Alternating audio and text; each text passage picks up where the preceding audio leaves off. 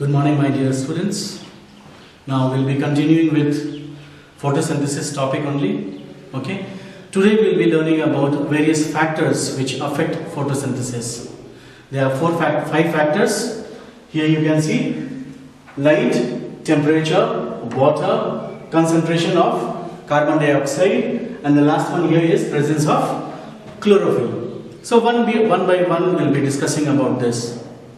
All of you know that sunlight is very much essential for the photosynthesis to take place. So with the increase of intensity of light, the rate of photosynthesis increases. Okay?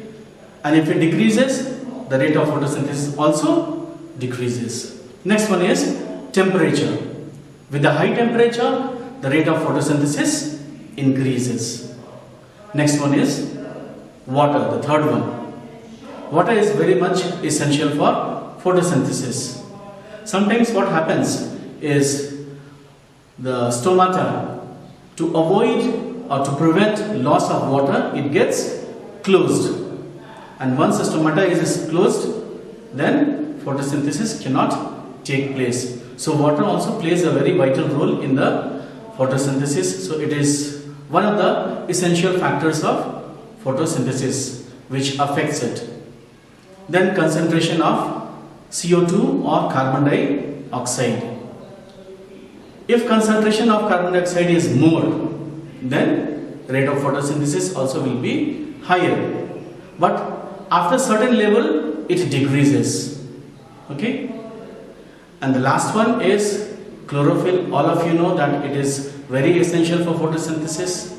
Why? Because it is the chlorophyll, the green pigment, which traps the solar energy. So just remember these five factors: intensity of light, temperature, water, concentration of carbon dioxide, and presence of chlorophyll. Now one by one we will be discussing this with the help of experiments. So first experiment today we are going to do is just to prove chlorophyll is necessary for photosynthesis. If chlorophyll is not there, photosynthesis will not take place. Okay? And for this experiment, do you like experiment? Anyway, after this class, I'll be adding 2 more videos so that you can see the experiments as well. Now, to do any experiments, we require certain materials. So here, some materials which you require is a variegated leaf. I'll be explaining it later on what is a variegated leaf. You require beaker, test tube, then you require alcohol, iodine solution, dropper, petri dish, Bunsen burner, and water. Okay, once again, you require a variegated leaf, you require beaker, test tube, alcohol, iodine solution, dropper, petri dish, Bunsen burner, and water. So look at this board. This experiment we are doing just to prove that chlorophyll is necessary for photosynthesis. Now, what is a variegated leaf? It's a leaf which is partially green and partially non-green. Here you can see this type of leaf you must have seen in and around, or maybe in your garden, or maybe as an ornamental plant in your home itself. This portion you can see it is green and this is yellow. You can see it is non-green. So this is called a variegated leaf. Variegated means it is partly green, partly non-green. Some other color is there. Okay. Next, what we have to do is you have to take a beaker. This, as you know, that this is Bunsen burner, and this is a tripod. Now here, what we do is we boil this leaf in water. Why do we boil? We want to kill the cell, and so that all the chemical activities will stop in the leaf. Okay. So first we have to boil this variegated leaf in simple water. Okay. Now after we boil it, then it becomes soft. We have to remove it and put it in a test tube, and this test tube you have to fill with 2/3 you have to fill with alcohol. You can take methanol or anything. and then you have to keep it in this beaker, and then you have to boil it. So now the leaf is boiling in alcohol. Why we are not directly boiling it? Because alcohol is highly inflammable. It might catch fire. That is why always it is preferable to do it indirectly. So what we are doing here, water is there, and then we have put the test tube here so that the leaf is boiling in alcohol. Now what you will observe is, now this alcohol is turning green because the leaf is losing its green color. What is that green color? That is chlorophyll. It is dissolving in alcohol. Now the color of the leaf changes. It is becoming colorless, or you can say pale white in color. Now this leaf you have to remove with a forceps, wash it in the water, and then you can keep it in a petri dish. Okay? And here what we are doing is, this is the dropper. In the dropper we are putting few drops of iodine solution, okay, which is brown in color. Now once we treat it with iodine, then you see this one. This portion earlier it was, look here, earlier it was green in color, now it is changed into blue black in color. And the portion which was non-green, here it is colorless, there is no change. It is not turning into blue black color. Now this iodine, what it does is it changes starch into blue black color. Okay, some chemical reactions are there, and because of that it turns starch into blue black. Now from where this starch came? Remember this green portion? Chlorophyll is present, and this chlorophyll traps the solar energy and the plant does photosynthesis. So food, that means the starch, is prepared in this portion, and that is why that portion only changes into blue black color, and that shows the presence of starch. That means photosynthesis is taken in the presence of chlorophyll. Ultimately what is proved? Chlorophyll is necessary for photosynthesis. Where there was chlorophyll, you can see blue black color. It is changed by the action of iodine. It is turned into blue black. Okay, and the portion which was non-green, there is no effect. It is still colorless. Okay.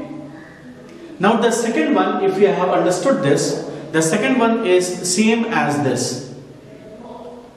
The same things you will require here, but instead of variegated leaf, you have to take a potted plant this time. Okay, and why we are doing this second experiment? Just to prove that sunlight is necessary for photosynthesis. So first we did that chlorophyll is necessary for photosynthesis. Now what we are doing is, the light or the sunlight is very much essential for photosynthesis. In absence of sunlight, photosynthesis cannot take place. So plants cannot do photosynthesis if they are kept in a dark room. Okay, and the plants die ultimately. So that's what we want to prove with the help of experiment. Now here also you have to take a potted plant and the same things as you had taken earlier, the beaker, test tube, alcohol, iodine solution, dropper, petri dish, Bunsen burner, water, etc. Okay. Now what we do is, first we take a potted plant. Potted plants means a plant which is there in a pot. Okay.